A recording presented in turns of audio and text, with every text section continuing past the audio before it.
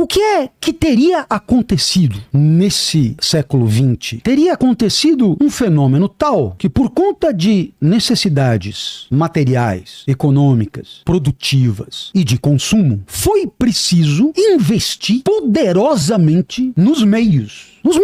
E aí, é claro, os meios foram se sofisticando de maneira galopante, tal ponto que você tem um celular com certos recursos, em um mês esses recursos são patéticos, em 3 meses você já não consegue mais usar o que precisa, você precisa trocar de máquina porque aquilo já não funciona mais, está obsoleto, etc. Então, é claro, graças a isso houve um incremento da velocidade da circulação do capital, porque, se você compra um celular a cada 5 anos, você faz circular o capital numa velocidade. Se você compra um celular a cada 5 meses, você faz circular o capital em outra velocidade. E como o capital precisa circular, então é preciso justificar novas aquisições. Então, vamos investir em inovação. Vamos investir em meios. O problema é que esse investimento de inteligência poderosíssimo em meios não foi acompanhado do mesmo desenvolvimento dos propósitos, dos fins, de onde queremos chegar. De tal maneira tem uma inversão, que começamos a aceitar o quê? Meios que valem por eles. Por que o celular tem que ser mais rápido? Porque tem que ser para rodar os programas. Porque tem que. Eu não sei responder. O que você espera, seja a título pessoal ou a título coletivo, né? O que você espera para a sociedade brasileira daqui 50 anos? Malandro, você viu que lançaram o 18, que agora tem 5 câmeras atrás? 26 câmeras atrás. Eu te juro que o que eu perguntei foi o que podemos esperar alcançar enquanto sociedade que seja inequivocamente valorizante para nós e dignificante para o nosso povo. Então, vamos distribuir tablets, não sei aonde. Então eu vou fazer pela 3ª vez a pergunta: o que esses tablets permitirão de valor inequívoco no futuro? Não, com o tablet há maior velocidade de acesso. Eu continuo com os meios. Eu ainda não sei os fins. Então, perceba, é o que se convencionou chamar de mundo da técnica. O que é o mundo da técnica? É um mundo de hipertrofia de instrumentalidade e carência de propósitos, de fins, de objetivos maiores. Então, você tem a nítida impressão, qual é a consequência disso? Que a gente perdeu o controle, a gente perdeu as rédeas, que a realidade vai e que ninguém pode controlá-la. A impressão que dá é que ela é inexorável. É uma realidade que existe por ela mesma e que ninguém consegue segurar mais. Entende isso? E com a inteligência artificial, chegamos num ponto, eu diria, como se fosse um reagente químico, sabe? Que cai uma gota chamada inteligência artificial e aquilo fica roxo. Você vai pondo uma gota, nada acontece. De repente você atinge um certo grau de saturação ali, aquilo faz pum, e aquilo fica roxo de repente. No laboratório de química a gente fazia isso. De repente todo mundo ficou alarmado com a ideia de que perdemos o controle. O robô vai tomar o nosso lugar. O robô vai... Pô, mas quer dizer que você não tinha se dado conta ainda que você tá vivendo no piloto automático sem nenhum tipo de controle sobre a vida? Precisa você perder o emprego para um robô? Para você se dar conta que esse processo já começou há um certo tempo? Porque, no final das contas, aonde é que o humano conservará a sua soberania? Na sua lucidez a respeito de tomada de decisão, de deliberação, de controle, de autonomia, para ir em direção a caminhos que ele julga auspiciosos, nobres e dignificantes para ele próprio enquanto humanidade. E não assistir a um atropelo, aonde ele se vê asfixiado, afogado pelas novas técnicas e constrangido por todos os demais a adquiri-las num ritmo ensandecido, sem sentir a necessidade de perguntar para quê? Aonde queremos chegar com isso? Para quê? Escuta, para quê? Para quê esse trequinho aqui que, né? Você me responde tudo. Eu, a título de deboche, tenho pulsado em sites de compra e o que é que fica evidente? Que não há escrúpulo para fazer o dinheiro circular. Pente que penteia atrás da orelha, sabe? As coisas mais curiosas mesmo, no sentido de desafiadoras da inteligência, como se esbofeteando na sua cara.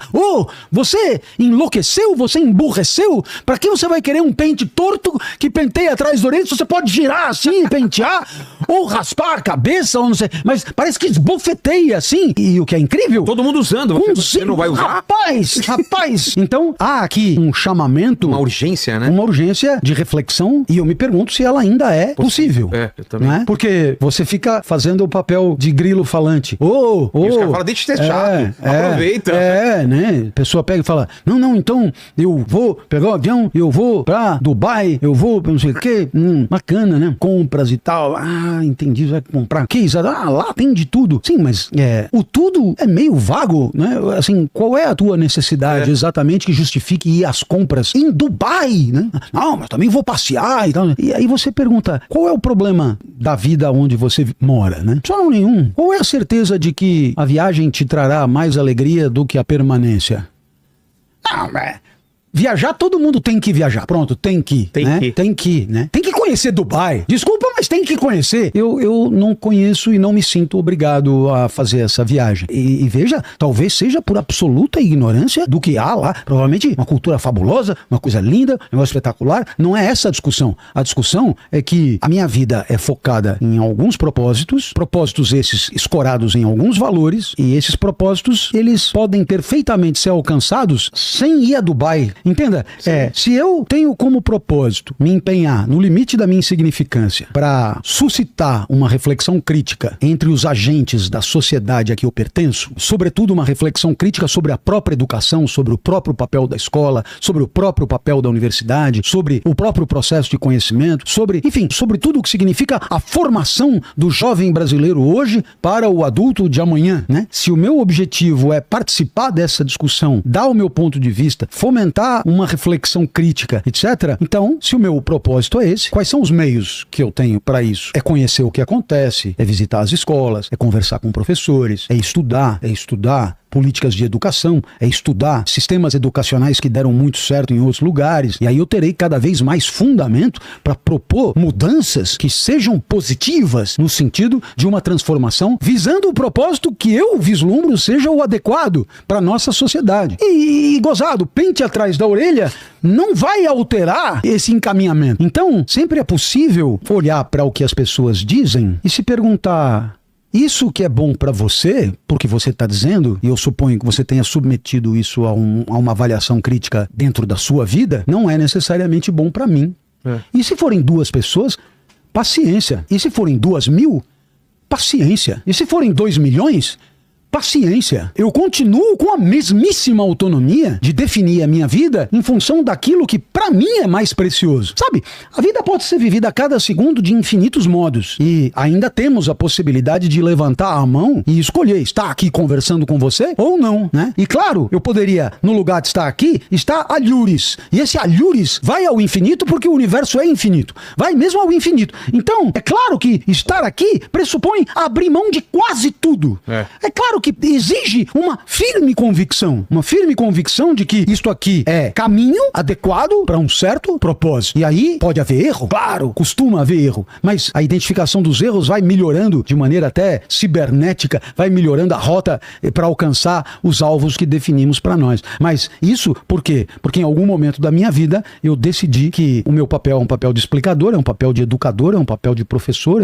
esse é o meu papel, esse é o meu valor, esse é o meu propósito, e tudo que é vida boa pra mim é meio que leva à magnitude desse propósito. Alguém dirá, e não tem outros propósitos? Milhões, inclusive superiores, mas eu tô dizendo o meu, em função das minhas características, em função do meu negócio. Então, essa é a minha vida, e ainda há direito de lutar por viver a vida que é a sua, ou como dizem os filósofos, o direito de buscar se tornar quem você é, sabe? Atualizar na vida as tuas potências, atualizar na vida as tuas inclinações. Ainda há esse direito. Você não precisa viver compondo álbum, compondo almanaque, compondo grupo. Você não completando um álbum que despreza a tua singularidade. Não, você ainda tem direito de levantar a mão e dizer: isso aqui é legal pra muita gente. Pra mim não funciona. Por quê? Porque ninguém sabe mais de mim do que eu. Perfeito.